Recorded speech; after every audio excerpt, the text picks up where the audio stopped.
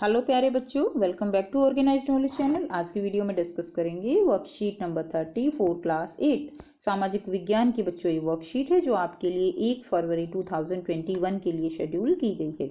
आज की वर्कशीट में हम राष्ट्रीय आंदोलन का संगठन 1870 के दशक से 1947 तक यही चैप्टर हमारा कंटिन्यू है। वर्कशीट शुरू करने से पहले बेटा प्लीज चैनल को सब्सक्राइब कर लीजिए। So let's start. 1890 के दशक तक बहुत सारे लोग कांग्रेस के राजनीतिक और तौर तरीकों पर सवाल खड़ा करने लगे थे।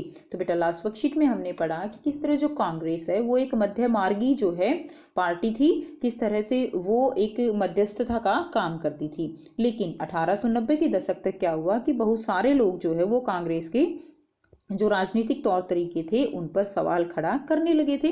पंजाब और महाराष्ट्र में विपिन चंद्र पाल, बाल गंगाधर तिलक और लाला लाजपत राय जैसे नेता परिवर्तनवादी उद्देश्य और पद्धतियों के अनुरूप काम करने लगे थे। यानी ये जो नेता थे ये गर्मपंथी के नेता थे जिनको बाल पाल लाल कहा जाता है। बाल यानी बाल गंगाधर तिलक, पाल यानी लाल जो है विपिन चंद्र पाल, ठीक है, और लाल यानी लाला लाजपत राय। बाल पाल लाल ये नेता जो है ये नेता उदारवादी नेता नहीं थे। यानी ये बहुत आप कह सकते हो कि एक तरह से अगर इनका मानना था कि अगर अंग्रेज हमारी बात, हमारा हक हमें नहीं दे रहे हैं तो हमें उसे छीन लेना चाहिए। उन्होंने निवेदन की राजनीति के लिए नरमपंथियों की आलोचना की। यानी वो निवेदन की राजनीति नहीं करना चाहते थे, इसलिए उन्होंने वो जो है नरमपंथी जो थे उनकी आलोचना करते थे तथा आत्मनिर्भरता तथा रचनात्मक कामों पे जोर दिया जाता था। ठीक है। बाल गंगाधर तिलक ने नारा दिया, स्वतंत्रता मेरा जन्मसिद्ध अधिकार है और मैं इसे लेकर रहूंगा। तो ये बहुत ही फेमस जो नारा है बाल गंगाधर तिलक का कि स्वतंत्रता मेरा जन्मसिद्ध अधिकार है और मैं इसे लेकर रहूंगा। उसके बाद नेक्स्ट आता है बंगाल का बंटवारा। तो जब बंगाल का बंटवारा हुआ, ठीक है, 1905 में, उस समय वायसराय करजन, ठीक है, वायसराय करजन ने 1905 में क्या किया, बंगाल का बंटवारा कर दिया। पूर्वी बंगाल वो ब्रिटिश भारत का सबसे बड़ा प्रांत था। बिहार और उड़ीसा के कुछ भाग भी उस समय बंगाल का ही हिस्सा थे।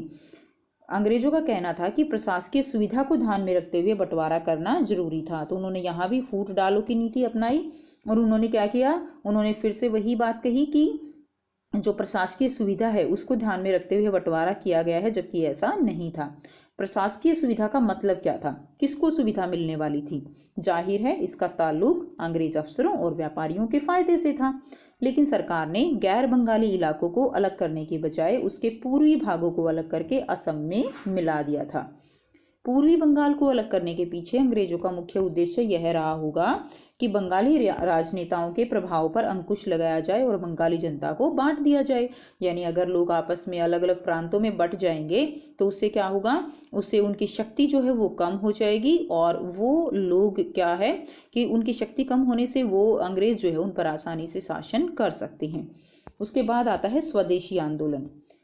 अब क्या हुआ कि जो विभाजन हुआ इस तरह बंगाल का, उसके बाद विभाजन से देश भर में गुस्से की लहर जो है वो फैल गई। मध्यम मार्गी, ठीक है, मध्यम मार्गी और आमूल परिवर्तनवादी कांग्रेस के सभी दलों ने इसका विरोध किया। तो जो मध्यम मार्गी थे, ठीक है, और जो आमूल परिवर्तनवादी कांग्रेस के जो सभी दल थे उन सब ने भी इसका विरोध किया। इससे जो संघर्ष उपजा उसे स्वदेशी आंदोलन के नाम से जाना जाता है। तो इससे जो संघर्ष जो है, जो फूट पड़ी, उसको क्या कहा जाता है, स्वदेशी आंदोलन। ब्रिटिश शासन का विरोध किया गया, विशाल जनसभाओं का आयोजन किया गया और जुलूस जो है वो निकाले गए। स्वयं सहायता, स्वदेशी उद्यमों, राष्ट्रीय शिक्षा और भारतीय भाषा के उपयोग को बढ़ावा भी दिया गया। यानी अपने ही जो स्वदेशी है यानी उद्यम, यानी जो आप कह सकते हो कि व्यापार जो है, अपने ही जो देश के अंदर का व्यापार है उसको बढ़ावा दिया गया। ठीक है, राष्ट्रीय शिक्षा उसको बढ़ावा दिया गया, भारतीय भाषा जो है हमारी उसको बढ़ावा दिया गया। इस आंदोलन में यह आंदोलन बंगाल में सबसे ताकतवर था, परंतु अन्य इलाकों में भी इसकी भारी अनुगूंज सुनाई दी। आंध्र के डेल्टा इलाकों में इसे वंदे मातरम आंदोलन के नाम से जाना जाता था। तो आंध्र के जो डेल्टा इलाके हैं उसको किस नाम से जाना गया, वंदे मातरम। कुछ लोग ब्रिटिश शासन को उखाड़ फेंकने के लिए क्रांतिकारी हिंसा के समर्थक थे। ठीक है, तो यानी अब एक तरह से आप कह सकते हो कि कुछ लोग जो उदारवादी थे वो भी इनके खिलाफ हो चुके थे। ठीक है, वो भी अब जो है करो या मरो की नीति अपना रहे थे धीरे धीरे। और जो गर्मपंथ जो दल के नेता थे, ठीक है, वो भी उदारवादी नीति को सही नहीं मानते थे। कुछ अन्य महत्वपूर्ण घटनाएं जो हैं वो दी गई हैं। पहले दी गई है 1906 में। 1906 में ढाका में मुस्लिम लीग का क्या हुआ, गठन हुआ। 1907 में कांग्रेस मध्यमार्गी और आमूल परिवर्तनवादी दो धड़ों में विभाजित हो गई। ठीक है, यानी जो कांग्रेस है उसमें भी आप फूट पड़ गई। कुछ जो है मध्यम मार्गी रहे तो कुछ आमूल परिवर्तनवादी नेता जो है वो बन गए। नेक्स्ट देखिए 1909 में परिषदों में मुसलमानों के लिए एक अलग निर्वाचिका की व्यवस्था की गई, तो मुसलमानों के लिए भी अब अलग निर्वाचिका बन गई। 1915 में कांग्रेस के दोनों खेमों में एकता हो गई और 1916 में क्या हुआ, कांग्रेस और मुस्लिम लीग में लखनऊ में क्या हो गया, समझौता हो गया। तो ये कुछ महत्वपूर्ण घटनाएं हैं जो आपके लिए इंपॉर्टेंट है, आपको याद होनी चाहिए। अब आपको यहाँ पर क्वेश्चन जो है 4 क्वेश्चन दिए गए हैं, काफी इजी क्वेश्चन है बेटा ये, तो करते हैं इनका आंसर। सो फर्स्ट क्वेश्चन है, कांग्रेस के नरमपंथियों की आलोचना क्यों होने लगी। आंसर क्या होगा, निवेदन की जो राजनीति के लिए, ठीक है, नरमपंथियों की आलोचना की गई और आत्मनिर्भरता तथा रचनात्मक कामों के महत्व पर जोर दिया गया। यानी वो निवेदन की राजनीति जो है उसके खिलाफ थे कि अगर वो अंग्रेज जो है हमें हमारा हक नहीं दे रहे तो वो छीनने की जो है इच्छा रखते थे। नेक्स्ट देखिए क्वेश्चन नंबर 2 है, बंगाल के विभाजन के पीछे अंग्रेजों की वास्तविक मंशा क्या थी। तो बंगाली राजनेताओं के प्रभाव पर अंकुश लगाया जाए और बंगाली जनता को बांट दिया जाए, यही उनकी मंशा थी। जो बंगाली राजनेता हैं वो जो बहुत ताकतवर हैं, उससे जो है उनके ऊपर अंकुश लगेगा, उनकी शक्ति कम होगी और इस तरह से बंगाली जनता को भी क्या कर दिया जाए, बांट दिया जाए। नेक्स्ट देखिए प्रश्न 3 है, स्वदेशी आंदोलन में अंग्रेजों का विरोध किस प्रकार किया गया। तो स्वदेशी एवं बहिष्कार आंदोलन में आंदोलनकारियों ने क्या किया, जो विदेशी वस्त्र थे उनकी क्या की, उनकी होली जलाई, यानी उन वस्त्रों को जला दिया तथा अंग्रेज सरकार के समक्ष अपना विरोध प्रकट किया।